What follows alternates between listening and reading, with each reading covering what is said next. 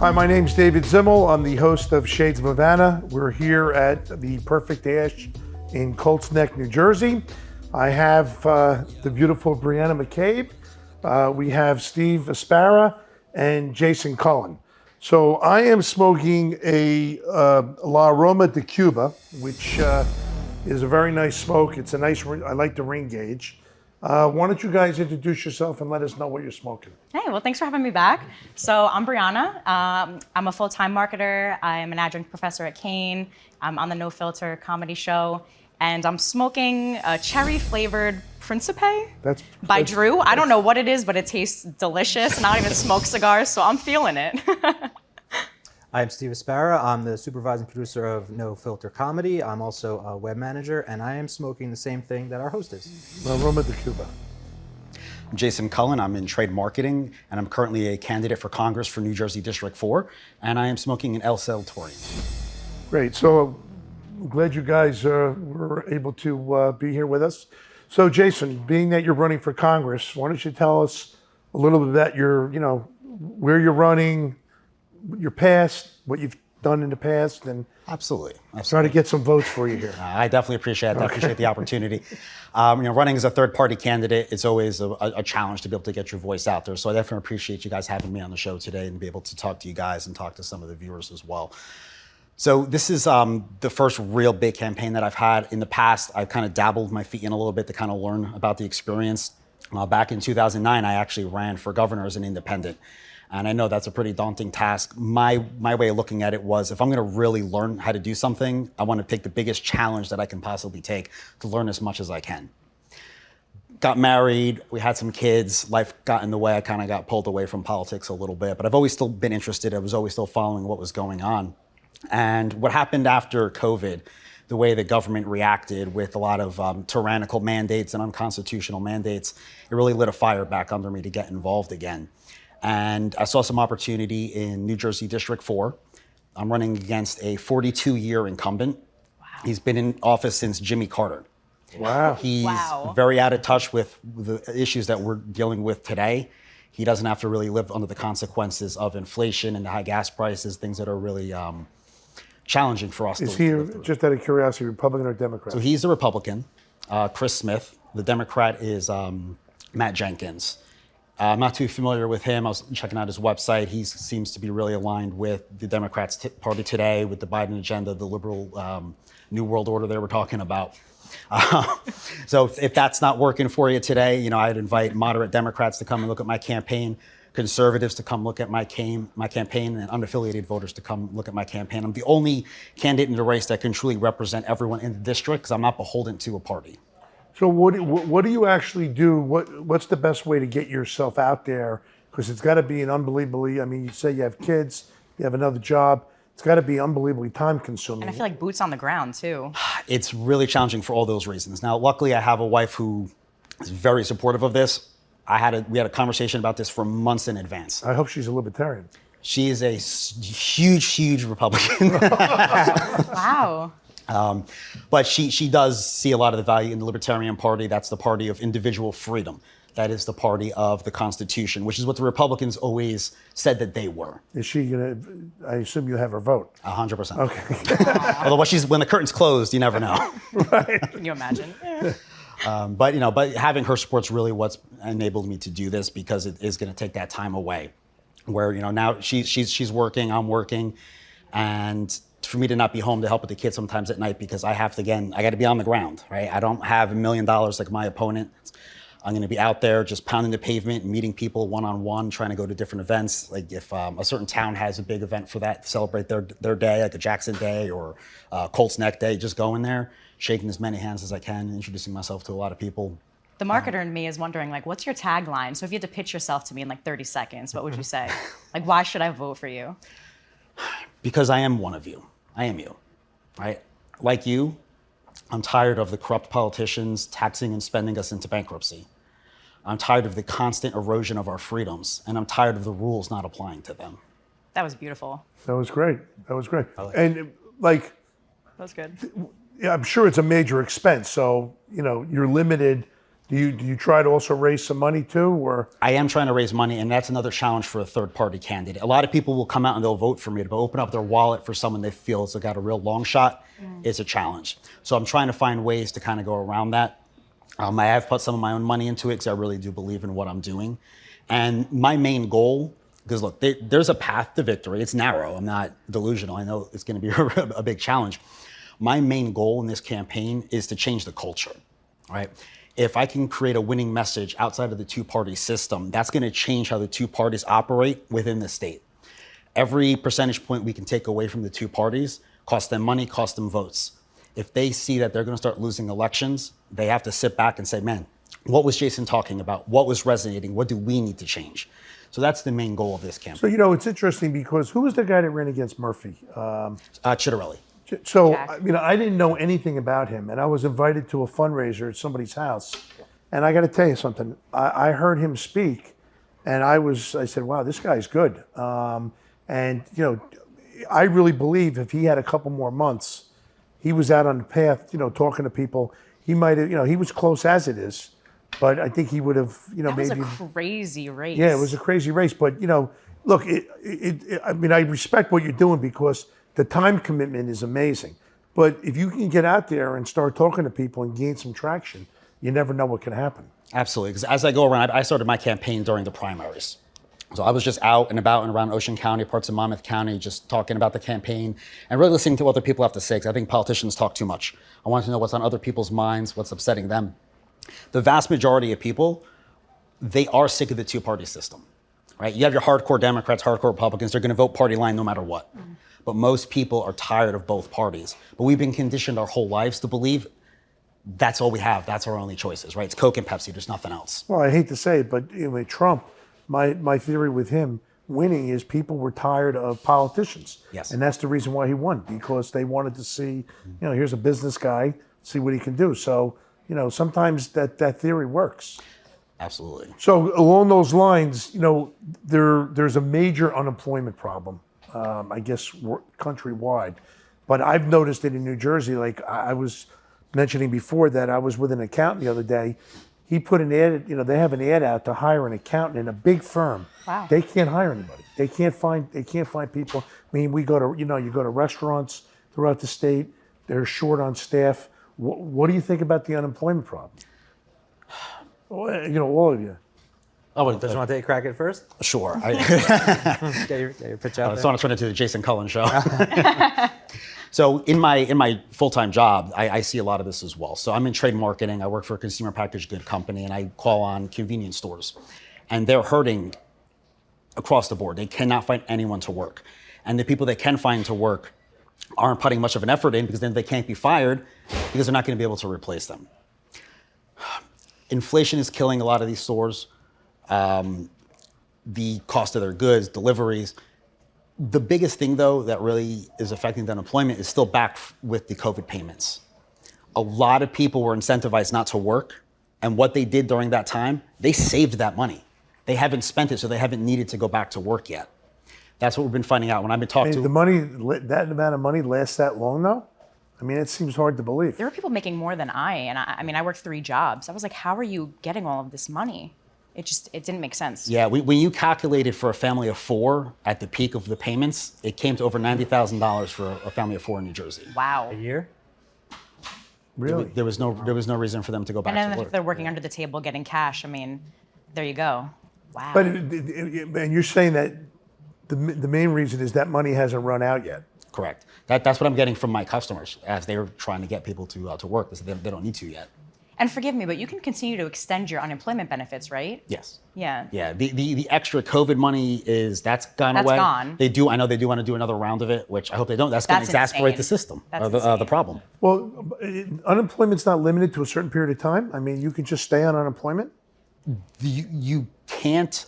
They have offered extensions because they're still talking about COVID being an issue. Right. What about, Brianna, like your friends? Is everybody working, or are there people that... Most of them are back, but some of them aren't. And I don't understand. I'm like, how are you living? And they just never give me an answer. And it baffles me. And it's sad. I don't know. Steve, like... I'm still working. Most of my friends are still working. I've gone to fully remote with my job, so that's helping a lot of people. I think COVID, being inside and maybe losing their job, restaurant, for example. Restaurants closed for a couple months, you lose your job at a restaurant, you're stuck at home. I think that affects a lot of people to the point where they're not willing to deal with whatever they had to deal with anymore. So if it's for not a good pay, they're getting something from somewhere else, the unemployment, maybe they saved that, maybe they have switched to something else that they can do on the side, make it from home. I don't know. I don't know how we're going to get back to restaurants being full of employees, because the minimum wage is it's such a hot topic issue that, like, you know, people don't want to work for, like, scrape by, work 60 hours a week to just scrape by anymore. So Yeah, you know, it's amazing because I was in Spring Lake a couple weeks ago, and I went there for breakfast, and half the restaurant was empty. So I go up and, you know, I said, you know, they said, well, there'll be about a 30-minute wait. I said, what are you talking about? I said, you know, they go, we don't have the help. That's so sad, though. That's So sad. half the restaurant was actually empty because they didn't have the help, which is really amazing. And then people get angry when the service is terrible. Yeah, I'm like, right. these poor people. So what about Roe versus Wade? Hot topic. Brianna, you know. I was going to say, I feel like I should take a stab at Well, this. I mean, you know, in other words, Designated female it's on the it's panel. very interesting. I mean, we had this 50-year-old law which was overturned. What is your take on that? So I can't lie, I woke up that morning and I know it may sound corny, but I did cry, and I just said, I can't believe. So I'm kind of like you. I'm an independent. I'm politically, financially rather, I'm Republican. Socially, I'm more Democrat, but I do swing for both sides, depending on the issue at hand. But when I saw that was overturned, I literally woke up that morning and I cried, and I don't understand. Then there's people saying praise God, and I was just like, please take church out of politics. Like, there should be a total separation. It disgusted me, honestly. But I just thought about all of the women. Like, there's states now, I believe Alabama, Missouri, where regardless of rape or incest, you cannot get an abortion unless it's medically deemed necessary because it's high risk, that's disgusting. Like, that makes my insides, like, I'm getting choked up. That's disgusting. Then there's other states where I was reading a report by NPR. I'm a nerd, I like to do research, but NPR in Texas right now, so there's women who are miscarrying, and sometimes, you know, you could have an ectopic pregnancy or something of that nature. You have to go to the pharmacy to get some kind of pill to, like, kind of flush you out and make sure everything's okay, or you may need a D&C, which is a surgical procedure. And in states like Texas now, there's reports where women are trying to get this medication, and the pharmacists are saying, well, what did you do to make sure that you're having a miscarriage? Like, what did you do to why didn't you prevent this? What did you do to cause this? And they're prolonging these women's, which can be life-threatening treatments, to get a drug, and it's heartbreaking. And I don't know, maybe it hits a little close to home. So I am writing a book, as you know. It's called The Red Flags I've Repeatedly Ignored. And back in the day, I was in a relationship with somebody, and it was a toxic relationship. I won't go into it, but we just weren't ready. And at the time, you know, we broke up, made up, broke up. And of course, that includes sex. You know, it's great, the make-up sex. And I was on birth control, and I also have PCOS, which can, you know, make you infertile. But I ended up getting pregnant at one point. And it was really scary, right? I found out after 6 weeks because I missed a period. It was really scary. Nobody knew. Some of my friends are going to watch this and not have any idea this happened. And I was sitting there contemplating, like, what do I do if this, you know, what do I do? And thankfully, I live in a state where, you know, if I had to go to a Planned Parenthood, I could. I unfortunately had a miscarriage, so the universe kind of decided for me. But I'd be lying if I said I didn't go back and forth in my mind saying, we're not in a good place mentally, financially. You know, I'm not in a stable place. You know, I had anxiety, depression. I would raise a child in, like, a traumatic household where I don't know what I would do to that kid, because I know what I grew up in and those traumas that still haunt me. And it's terrible that you take that right away from women. So that's where I am, to be completely honest. I think it's disgusting. What do you guys? you go last. Sure. I'm with you. I think, taking the human interest aside, everyone's like, oh, you know, they're not taking it away, they're just sending it back to the states. Every state can decide. Or I think that's a BS argument, because everyone knows that the states that are going to do it, they're not giving it back.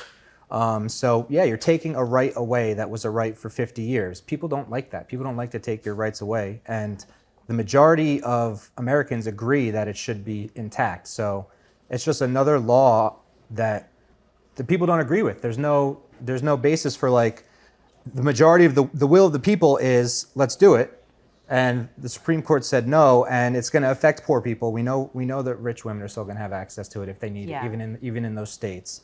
And yeah, so And the one thing that I bothered also me, mourned it. it's just the rhetoric, like my body, my choice is okay for, but then when it's vaccine mandated, which I don't agree with either, I'll put it out there, but my body, my choice. So why is it okay in certain instances? And I hate everybody so much lately because I'm like, you use certain rhetoric and slogans to propagate your agendas, and then when it doesn't apply, you're just like, I pull it away. I'm disgusted. I'm really disgusted. Well, I'm definitely the candidate for you. You might want her on your campaign. Yeah. I think so. So, I mean, So surprisingly, since I've been campaigning, this is the one question no one's ever actually even asked me.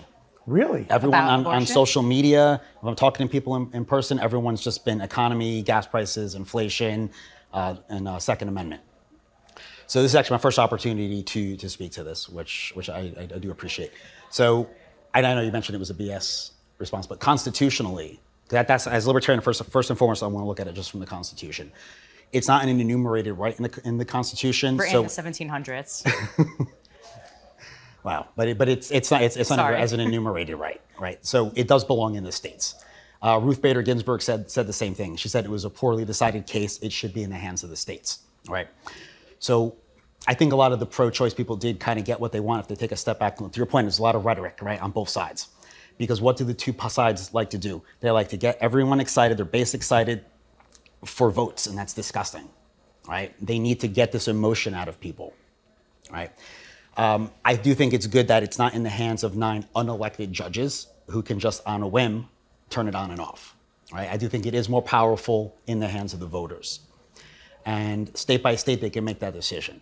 And to your point, so you're saying about in Texas where there was some confusion.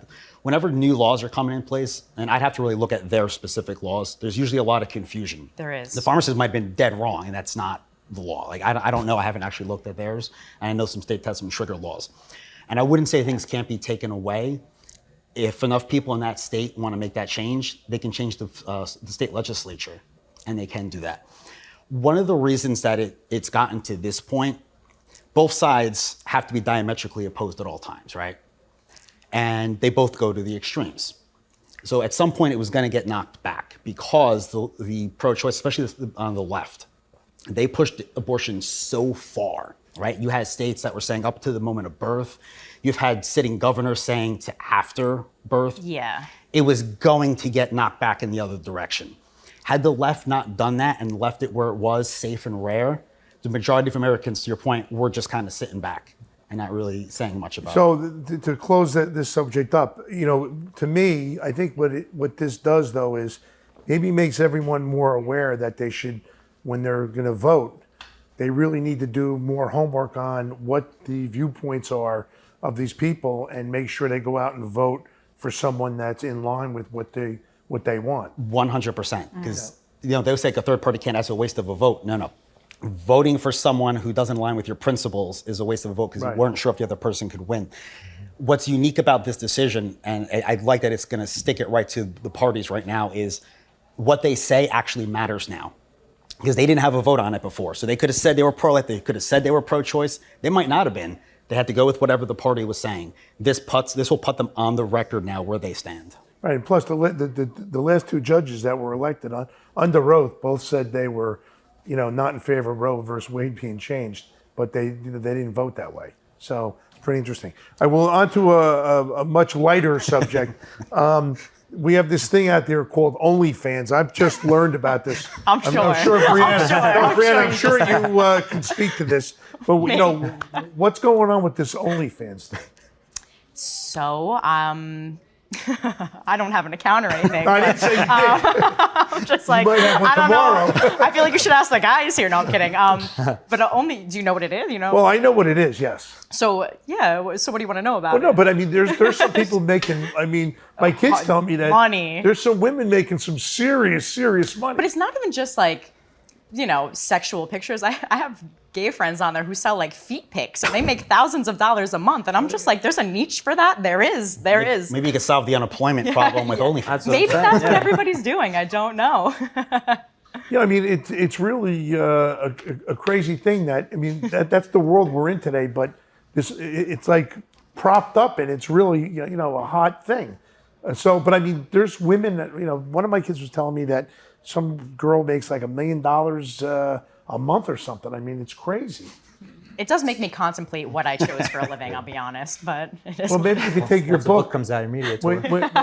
When your book's finished, maybe you can get yourself on OnlyFans. Funnel that money into Yeah, there. I don't know. My mom might kill me then. I don't know. I mean, but that's the social media thing. I mean, it's really crazy. So, and one last thing is, I was driving, down past the beach the other day, and I'm watching all these kids walk around. I mean, very, very scantily clothed. Like me right now? No, I'm kidding. Well, but I mean, when I was a kid, you never saw anything like that. I mean, when I think about it, I have 4 sons. Thank God I don't have a daughter. But I mean, what are your thoughts on, the way the kids dress today? I have 3 sons, so So you're a Mike. Similar opinion. I don't know. I feel like it's the OnlyFans generation. They're used to it. They're so over centralized. Yeah, like they're just used to it. They see it. It's all about attention now, and so you gotta. I guess sex sells. You gotta show some skin to. But it's also body confidence too. I mean, there's another side to it. Yeah, no, there is. I guess body positivity. I have 2 daughters, 9 and 12, and when I look at my 12-year-old, she looks like she's 17, which is already a problem. Wow. That's a big problem. Other 17-year-olds think she's 17, and I got to kind of interject when they're talking to her. But she dresses like a 12-year-old. And I remember when I was 12, and girls dressed like 12-year-olds. So it's a little concerning. I mean, I'm not going to tell anyone else how to raise their child. I don't want them to tell me how to raise mine. My kids are not going to be out of the house dressed like that as children. When they're adults, you can do whatever you want. You're not hurting someone else. But Thank God I had sons. So, What's the adult cutoff? 18? As soon as you turn 18, you can do whatever you want? Or? yeah. That's how it was in my household. You're 18, what it you're is. an adult. I mean, if you can go to war. All right, so listen, I want to thank you guys for joining me today. Good luck with your book. Thank I can't you. wait to read your book. Good luck with your campaign. I hope everything works out well. So thanks for joining me. We're at the Perfect Ash in Colts Neck. I just want to know, what are you smoking? Shades of Havana with your host David Zimmel, along with our guests Brianna McCabe, Steve Espara, and Jason Cullen. Directed by Rod Weber. Created by Michael R. Doyle and Rod Weber. Producers David Zimmel and Erwin Sternberg. Executive producers Michael R. Doyle and Sean M. Sternberg. Co-producers Steve Zimke and John P. Doyle. Camera and sound Mark Manassi and Sean Duenas. Editor Steve Zimke. And special thanks to Rich DeBlaze for hosting us at The Perfect Ash in Colts Neck, New Jersey. Hi, I'm Rich DeBlaze, owner of The Perfect Ash.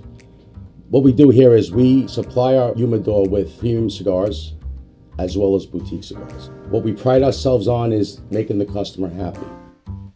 We want our customers to enjoy the experience of being here and being in the lounge.